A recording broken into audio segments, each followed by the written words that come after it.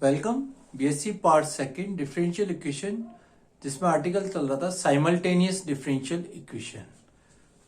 Last time पे जो article किया था उसमें केवल सीएफ का मान निकाला था क्योंकि पीआई बराबर 0 था। अब इस तरह के क्वेश्चन देख रहे हैं जिसमें सीएफ भी निकालना है और उसका उसी इक्वेशन का पीआई भी। मेथड वही चल रहेगा लेकिन वेरिएबल आपको ध्यान रखना है टी के रूप में है। जैसे क्वेश्चन देखते हैं, dx upon dt plus 2x minus 3y is equal to t आ गया। ठीक है, इसी प्रकार देखा है dy upon dt minus 3x plus 2y is equal to दे रखा है e रेज टू 2t। ठीक है, इस तरह का क्वेश्चन दे रखा है। तो सबसे पहले क्या करें, dx अपॉन dt उसी की तरह लिख लें, d plus 2 into x minus 3y equal to t। समीकरण नंबर 1 लिख ली। इसी बार माइनस का 3x plus d plus 2 into y बराबर लिख लिया e रेस टू 2t। ठीक है, अब वही पहले y को ही काटना है तो पहले इक्वेशन को d प्लस 2 से संख्या लगा दीजिए और दूसरी को 3 से गुणा कर दीजिए। ठीक है, एक को d प्लस 2 से संक्रिया एवं 2 को 3 से गुणा करने पर।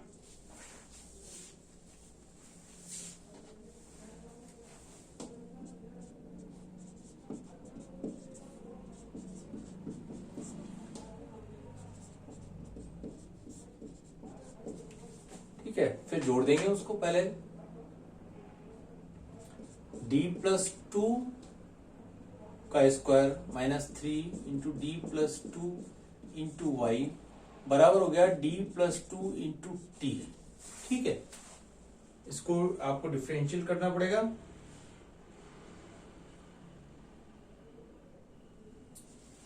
ठीक है, अभी नेक्स्ट स्टेप में कर लेंगे और बराबर लिख लें चाहे तो 1 प्लस 2t।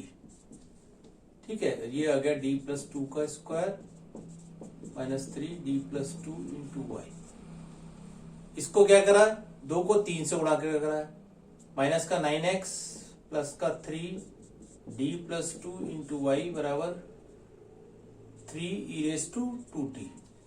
ठीक है, ये दोनों एक तरह से कट जाएंगे आपके, इन दोनों को जोड़ने पर 3 तथा 4 को जोड़ने पर ये दोनों कट गए। तो ये आ गया d प्लस 2 का whole square minus 9 into x बराबर, डायरेक्ट लिख दिया 1 plus 2t plus 3 e raise to 2t। यहां साथ के साथ लिख लो d किसको डिनोट कर रहा है, d अपॉन डी टी को, ध्यान रखना है आपको। ठीक है, अब अपन को CF भी निकालना है और PI भी निकालना है। d प्लस 2 का होल स्क्वायर माइनस का 9 आ गया, तो ये इक्वेशन आएगी, इसको सॉल्व करेंगे d स्क्वायर प्लस का 4d माइनस प्लस का 4 माइनस का 5 इंटू एक्स बराबर हो गया 1 plus 2t plus 3 raise to t। तो इसके फैक्टर हो गए m प्लस 1 और m plus 5, m minus 1, sorry auxiliary equation लिख ली।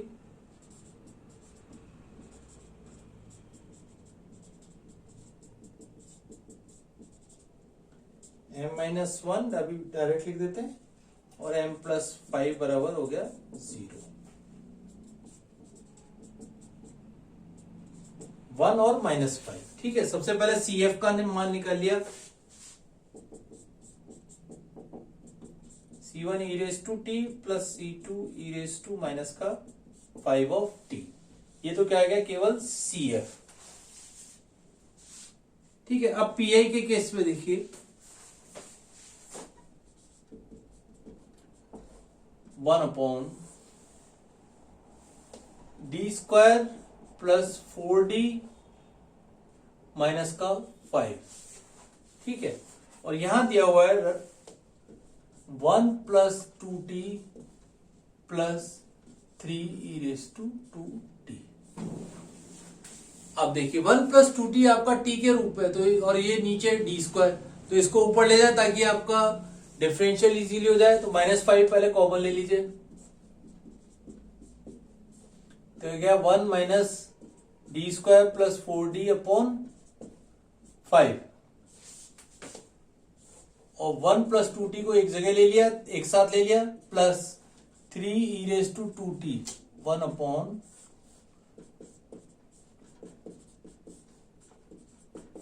क्योंकि 2 का रखेंगे तो मान 0 नहीं होगा, तो डायरेक्ट इसका मान रख सकते हैं। यहां 1 प्लस 2t को इस तरह से अपने को खोलना है, तो ये आ गया माइनस का 1 अपॉन 5, और ये आ जाएगा 1 माइनस, ऊपर जाके माइनस माइनस प्लस हो जाएगा, और एक बार ही लिखने की जरूरत है, क्योंकि बाकी टर्म क्या होती जाएंगी, केवल एक बार ही डिफरेंशियल होगा 2t का, तो केवल d की एक टर्म चाहिए, बाकी सब 0 होती जाएंगी। प्लस 3 अपॉन 2 का 4 प्लस 4 दूनी 8 माइनस 5, 0 नहीं हो रहा, तो इसका मान डायरेक्ट आ जाएगा, और ये आ जाएगा e⁻²t। 12 में से 5 गया, ये आ गया 7, 3/7 आ गया। ठीक है, अब देखिए इसको कैसे सॉल्व करेंगे। माइनस का 1/5, जैसे अपन थर्ड एक्सरसाइज के क्वेश्चन कर रहे थे, 1 प्लस 2t तो एज इट इज आ गया। ठीक है, इसलिए थर्ड एक्सरसाइज करनी जरूरी है, क्योंकि थर्ड के बाद ही आप फोर्थ फिफ्थ आगे छठी सातवीं तक में ये काम में आएगी आपके। d²/5 में तो ये सब 0 होते जाएंगे। 4d अपॉन 5 में देखिए d का मान 1 से 0 हो जाएगा, 4/5 और इंटू 2, बस d ऑफ dt 1 हो जाएगा, प्लस 3/7 e⁻²t, तो इसका ये मान आ जाएगा। और ये मान आप सॉल्व करोगे तो ये आ जाएगा 4 दूनी 8 5, 8/5, 13/5 हो जाएगा। ठीक है, माइनस का 1/5, ये तो हो गया आपके पास 13/5 प्लस 2t। ठीक है, अब अपने पास इस तरह से x का मान आ गया। अभी तो केवल x इक्वल टू हो गया CF plus PI, CF C1 e⁻² plus C2 e⁻² minus का 5t। ठीक है, प्लस 3/7 e⁻²t माइनस का 13/25 और माइनस का 2t अपॉन 5। इस तरह से ये मान आएगा। ये मान किसका है, केवल अभी x का। अब y का मान भी निकालना है। अगेन क्या करें, पहली इक्वेशन को काम में लेंगे, एक तो एक बार dx निकालेंगे, x का ये रहा, और फिर इससे y का मान निकालेंगे। इसको समीकरण नंबर आप दे दीजिए 5। फिर dx निकालिए सबसे पहले, इसी को एक बार और डिफरेंशिएट कर दीजिए,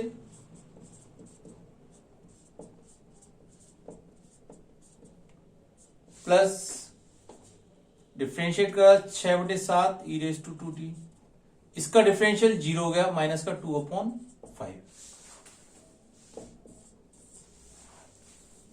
5, 6 और 1 से y का मान निकालेंगे। 1, 5 तथा 6 से y का मान, ठीक है। फिर x और y के मान, यानी 5 को और जो भी y का मान आएगा 7 को एक साथ लिख देंगे, तो उसका दिए हुए समीकरण का व्यापक हल आ जाएगा। तो इस तरह से आपको इस समीकरणों को हल करना है। थोड़े से क्वेश्चन इसके लेंथी हैं, पर मेथड आपका इजी है, इसलिए कोई इसमें दिक्कत नहीं आएगी। अब एक डिफरेंट मेथड का और क्वेश्चन देखते हैं इसमें।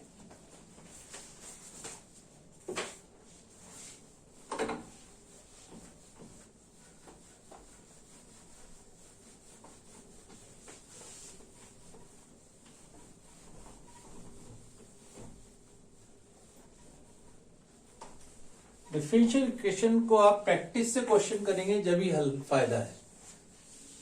क्वेश्चन कर करके एक दो बार प्रैक्टिस कीजिए, क्वेश्चन फॉलो होते जाएंगे। अब डिफरेंट मेथड का एक क्वेश्चन देखते हैं। जैसे क्वेश्चन दिया हुआ है T D X is equal to दे रखा है आपको T minus 2x into D T, ठीक है। इसी पर दे रखा है T D Y is equal to दे रखा है आपको T x plus T Y plus 2x minus का टी इंटू डी टी, इस तरह का क्वेश्चन। अब इसको अपन पहला जो अपन क्वेश्चन किया उस मेथड से नहीं कर सकते, वो लेंदी मेथड। अब ऐसे क्वेश्चन को आप डायरेक्ट देखने से देख रहे हो, यदि 1 और 2 को जोड़ दे तो कुछ मान तो कट गए, ठीक है। तो ऐसे क्वेश्चन में आपको प्रैक्टिस मेथड चाहिए कि देखने से क्वेश्चन को पता चल रहा है क्या मेथड अप्लाई करना है। तो सबसे पहले फर्स्ट और सेकंड को जोड़ दिया। अब ये दोनों टर्म कट गई और अंदर बचा t x plus T y into D t. डायरेक्ट लिख दिया t x plus T y into D t, और टी से टी भी आप देख रहे हो तो सब दोनों तरफ कट जाएगा।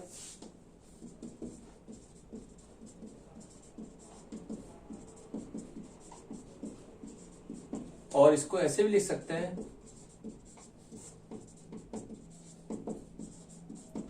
दोनों तरफ इंटीग्रल कर दे तो ये आ गया log of x plus y equal to t. तो पहली इक्वेशन आपसे एक तरह से इजीली हो गई, x plus y equal to e raise to t, simple method से। ये आ गई अपने पास समीकरण नंबर 3। अब देख रहे हो पहली या दूसरी में से ऐसी इक्वेशन लो जिसको इजीली अपन सॉल्व कर सकते हैं। दूसरी में तो y का वेरिएबल आ रहा है, लेकिन पहली एक इक्वेशन ऐसी केवल जिसमें x का वेरिएबल है, ठीक है। एक को दोबारा लीजिए, एक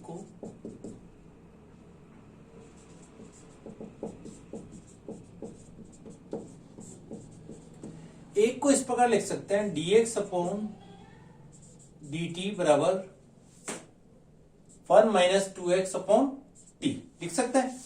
देख रहे हो इजीली, ये t नीचे चला गया तो 1 माइनस dx और dt इधर आ गया। तो dx upon dt plus 2x upon T बराबर हो गया 1। ये अपने लीनियर इक्वेशन बन गई, dy by dx plus p y equal to की क्यू की फॉर्म में आ गई। इंटीग्रेटिंग फैक्टर निकाल लिया, e integral p dt e to log t या t स्क्वायर आ गया। ऐसे आएगा 2 पर चलाएगा और e रेज टू बेस से में तो हट जाएगा। तो ये हो गया x into e t square, sorry x t square, x into I F लिखते हैं, x into t square is equal to 1 into t square d t plus constant area C1। इसका इंटीग्रल करा t cube upon 3 plus constant area C1। तो x is equal to हो गया t upon 3 plus C1 minus का t square. इससे x का मान आ गया अपने पास समीकरण नंबर 4। 3 तथा 4 से y का मान निकाल लीजिए। y इज इक्वल टू हो गया E raise to T minus T upon 3 minus C1 T की घात माइनस 2। तो इस तरह से x और y के ये मान अपने पास आ गए, ठीक है। 4 व 5 को एक साथ लिख देंगे तो इस समीकरण का व्यापक हल प्राप्त होगा।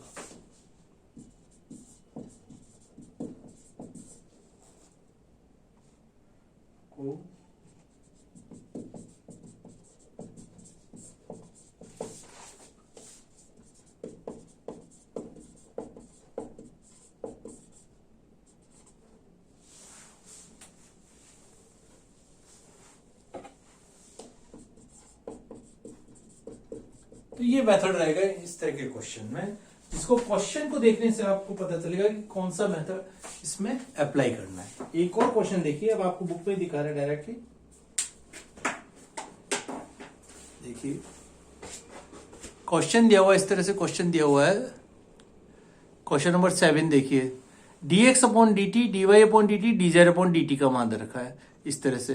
तो सबसे पहले क्या क्या है, 1 2 व 3 को 2x 2y 2z इस तरह से मल्टीप्लाई करेंगे और जोड़ देंगे तो इसका मान 0 हो जाएगा, देख रहे हो। तो D by d t x square, अब यहाँ पे 3 भी है दे रखे हैं तो क्वेश्चन थोड़ा सा लेंदी है। D by d t x square plus y square plus z square बराबर 0 हो गया और x square plus y square plus z square बराबर c1 हो गया। अब 1 2 3 को एल से गुणा कर दिया, फिर जोड़ दिया तो फिर उसका मान 0 हो गया। तो ये आ गया l x plus m y plus n z बराबर c2 आ गया। नेक्स्ट लीजिए, अब 1 2 व 3 को t के सापेक्ष अवकलन कर दिया। तो क्वेश्चन को देखने से आपको पता चल गया किस तरह से। फिर इन तीनों को जोड़ दिया, 2dx upon dt 2dy upon dt, तो इसका मान फिर से 0 हो गया। तो dx अपॉन dt का whole square plus dy upon dt plus dz upon dt का होल स्क्वायर। फिर dx अपॉन dt का मान यहाँ से रख दिया, dy अपॉन dz का मान dt और dz अपॉन dt। तो इससे 3 4 5 व 9 को मिलाकर समीकरण का व्यापक हल प्राप्त होगा। तो इस तरह से ये मेथड है। एक और क्वेश्चन देखिए, dx अपॉन dt बराबर माइनस का omega y, dy upon dt बराबर ओमेगा एक्स। तो क्या किया, सबसे पहले एक को d के सापेक्ष अवकलन कर दिया और उसका मान देखा D square plus omega square, तो x का मान प्राप्त हो जाएगा इस तरह से।